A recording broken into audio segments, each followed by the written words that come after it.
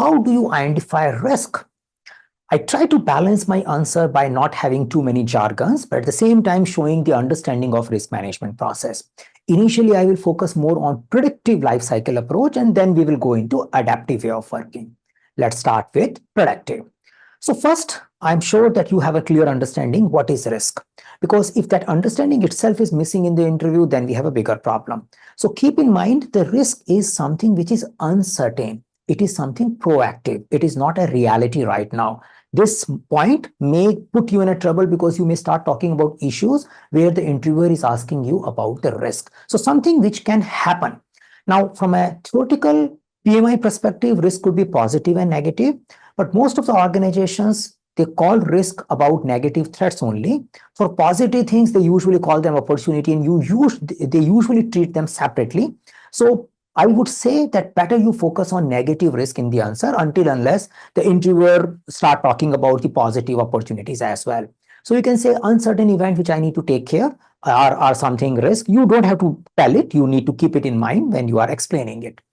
So how do you identify them? Whenever we are doing our project management, there are many uncertainties. We are looking at the requirement. There could be some assumptions which can go wrong. When we are doing estimation, it is also based on uncertainty. When we are planning people, equipments, vendors, dependency, there are uncertainties. There are environmental uncertainties. And knowing all these uncertainties help you in identifying risk. Yeah. So let's talk about some of the examples. So say I'm starting a project, I will get some initial documents. So say there could be a project contract. So you may study the project contract and you may see that there are some contractual terms which are not clearly defined.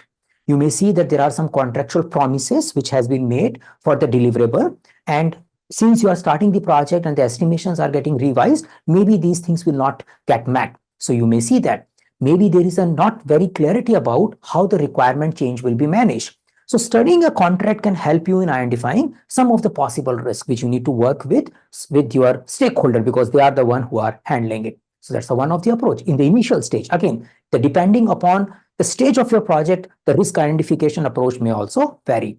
So you do a document analysis. If you are doing a strategic project, then you can say you may have an input document like business case, which may have assumptions, which may have some uncertain conditions, some limitations, and those things also helps you in identifying risk. So you may use an example that in the recent project when I was working, I looked into my project contract and I realized the change control related things were not well defined. Our payment terms were very vaguely defined. So I worked with my salespeople and said, guys, this is something which is very risky. Probably you want to work on it. So that kind of a risk I identified by looking into the project contract. If you have some experience like this, you may just want to articulate it well, but you should have something to start with, then you can articulate in the better manner. So that's one space. Now, document study will continue. Right now, in the initial stage, it is more focusing on the contract. Later stage, it could be more focused on requirement document, scope related thing, assumption related to estimation. All those are the material or artifact which is getting created in the project, and everywhere there will be assumptions and uncertainties, and they can probably lead me to identify some of the risk. So I study the document and I make my point, I discuss with my experts my observation, and then we find out if something is uncertain which need to be taken care. That's one of the source of identifying risk. Now, what could be other source? Working with people, talking to them, brainstorming. So you can say as a project manager, you talk to experts. You ask them, what do you think can go wrong in your area of the work? So say, I am explaining the initial overview or the vision of the project, maybe in the very initial stage, and there are various subject matter experts. Someone is coming from test skills, someone is coming from development skills, someone is coming from other area of compliance and other area. And I ask them, all these experts, what do you think can go wrong in this particular context? They can give me their ideas. We can do a further brainstorming about it, and then it can help us in identifying some risk. I could run this as a proper facilitated workshop. We can say, okay, guys, this is something we are working on. This is our high level vision. Now everybody takes time, think about your area of expertise and give me some ideas or collect some ideas. Let's brainstorm about what are the risks which can come in this particular project. So that could be a risk identification workshop. It might be resulting in, you may give them sticky notes to write it. Everybody puts it together. You may group them together as an affinity map. Then you may ask your group to vote for those ideas, and finally you brainstorm and put some of those ideas as a risk as per the group identification. So you can call it brainstorming, you can call it facilitated workshop, and by doing it you can identify some of the risks. So second possible technique. The third thing which you can probably explore is the variations or the trends which you are observing in your project executions. So say as you start execution, that's a possible way, you get various escalations, you get various issues, you see some variances happening, things are not going as you anticipated, as a schedule variance, cost variance. Those things, there are some emerging trend, but those trend can forecast something big can go wrong. Yeah, and that trend can help you in identifying risk. So you can simply say that I do a trend analysis of my project data on a regular basis, starting from the beginning. A trend of stakeholder not providing feedback on time, trend of we are producing more defects, trend of our estimations going frequently wrong. All these things can probably make me realize that things may go wrong further in future, and that could be another way of identifying a risk. So you can say the trend analysis or the overall the current project data analysis is one of the source of identifying a risk as well. Now, what else? The organization sometime, yeah, we give you more structured approach for risk identification. So especially in the initial stage of the project, you may get a risk checklist. You can say, oh, these are the risks. Are they relevant for you? You may want to see it. You say yes, no, and based on that, some risk may get identified. Yeah. So say, do you have a technical uncertainty? How mature your project team is? How well the customer understands the requirements? So there could be a checklist which can help me in identifying risk. Now, you need to remember it. Have you used something like this before?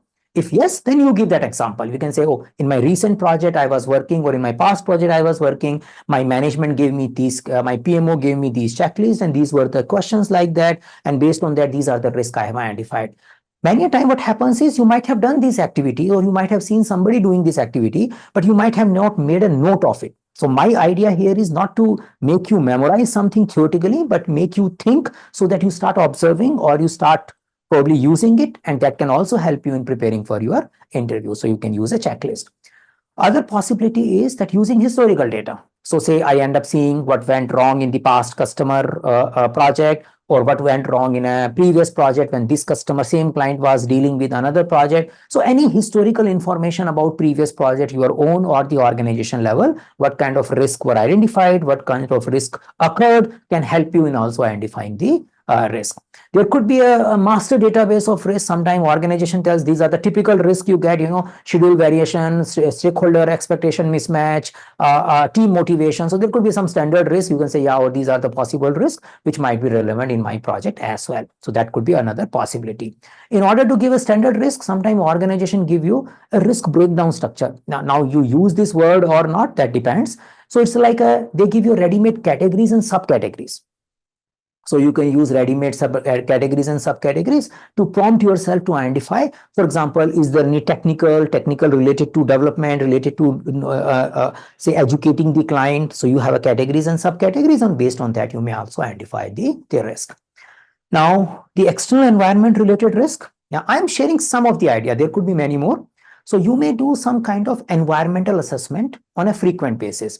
One of the commonly used technique, which is not that much complicated, is called SWOT, SWOT analysis.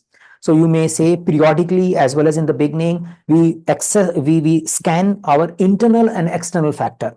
So strength and weaknesses are more internal factors, what we have and what kind of weaknesses we are observing. And then we focus on threats and opportunity, the external factors, what are the coming from outside, and checking these environmental variables may also help you in identifying some of the possible things which might be risky as we go in future. Sometimes you get a clear stakeholder input. Some stakeholder tells you this thing is risky. You may also want to put it there. Sometimes your team tells you this thing can go wrong. You may also want to identify it. Observing the team conversation in a weekly reviews, in a monthly reviews also helps you in identifying the risk. So these are the generic thing which should be good enough if you give them with some examples that, yeah, this is how I identify risk in my projects. Now, after exploring these ideas, let's move towards the adaptive way of working. Now, adaptive way of working you need to see what was the prominent framework, which means that there was a project. Yes, there was hybrid everything, but what kind of terminologies were common? Was there Scrum terminology more common, or there was safe terminology common? So you need to first find out the vocabulary as per the framework. Yeah. So say you find out, say Scrum was prominent. Then you can focus on that. Yes, in most of our Scrum meetings, we used to talk about if there is any risky element which is there in people's mind. So we always invite people, team members, to talk and think about the uncertainties and identify risk. So as a project leader or a scrum master, when I am doing sprint planning, in the sprint planning, I keep asking my teams that when they are analyzing particular requirement, I ask them, do you see any risk in this particular implementation? When we are finishing the sprint planning, we have a discussion related to the possible things which can go wrong in a given sprint, and we may want to identify them as a risk. So you can say in a sprint planning meeting, we do identify risk for a given sprint, upcoming sprint. Yeah, so that's the one place. Now, when you are executing the sprint, then also when you are doing daily stand-up, you see that something is working, something is not working. Some of the impediments are getting raised. Based on that, also, I myself may identify some risk, and I ask team if they see any risk in our current iteration / sprint in order to achieve that particular sprint goal. So your daily stand-up or daily scrum, whatever name you give, if in case of, say, if you may call it team sync meeting, that can also result into identification of a risk. Without having these meetings, sometimes you also keep looking at a boards, your Kanban board, your burn down chart. So the trend analysis, same trend analysis. The concept remains the same, just we are using the different jargon. So when you see a trend of items getting blocked in your Kanban board, that can also show that something can go wrong if our pattern remains like this. So I may see you may use the word information radiator, or you may use the Jira board, whatever you are using. And based on that, you may identify and talk about those risks. You may talk about them in a daily stand-up. You may act upon it as a project manager, scrum master, to resolve them in advance, to do some responses to it, to respond to those risks so that they are not impacting you in a bigger manner. Now, as you move towards towards the closure of iteration, you do iteration review, you do iteration retrospective. Both the meetings can be used for risk identification. In the iteration review, you might focus on more predictability related risk. If our current trend is like this, probably we will not be able to achieve release goals if you are doing a release planning. Or you may also get a feedback related to the outcome, the type of feature you are developing, the type of feedback you are getting. So it's more about the direction, and the business risk may get discussed in your iteration review, and they may become an item to a discussion further in a backlog refinement, because they may impact the priorities of upcoming items, or they may impact or create new items in your backlog. So we can say based on that, we may add some items or readjust some of our priority in our backlog, yeah, or we will discuss them again in the backlog refinement events or backlog refinement sessions, whatever you may formally use it. If you're using it, you talk about backlog refinement meeting, or you tell that product owner will discuss with other stakeholder in order to prioritize the backlog accordingly, and that's the input comes from a iteration review meeting. Now, similarly, retrospective, some of the technical nature risks, some of the process oriented risks which can derail our work in future may get identified in a retrospective meeting, and again they may go as an action item in your backlog, or they may influence the priority of upcoming items in your backlog. So this is how you can majorly say. You can say the risk which has an impact beyond iteration or sprint, whatever word you use, are basically more discussed in a backlog refinement and iteration review. And the input of, or the result of those risks is influencing the backlog priorities or adding new item. The things which can go wrong in the current sprint, we discuss basically more in a iteration planning and the daily stand-up kind of events, or by way of looking at the trend on a regular basis. So overall idea remains the same. The ideas of previously, usually the checklist and other things are not that much used in the adaptive way of working.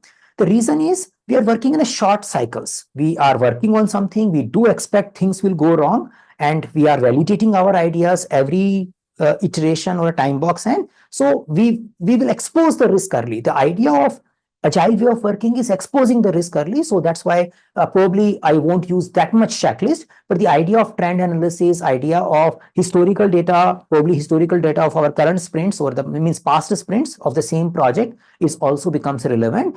Talking to people, taking their advice, talking to people like expert judgment, brainstorming happening in iteration planning meeting, iteration review, that all things remains relevant.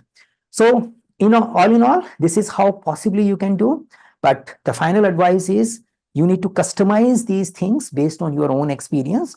If you have a specific description of a risk and you want me to validate, you can just put it in the comment area. If you have a specific clarification needed on the risk, you can definitely put into the comment area. We have also created some of the downloadable artifact related to risk, like a risk management plan and a risk register as a sample of it. You may want to check them on our Eyes and Bridge website. I will put the link also in the video description.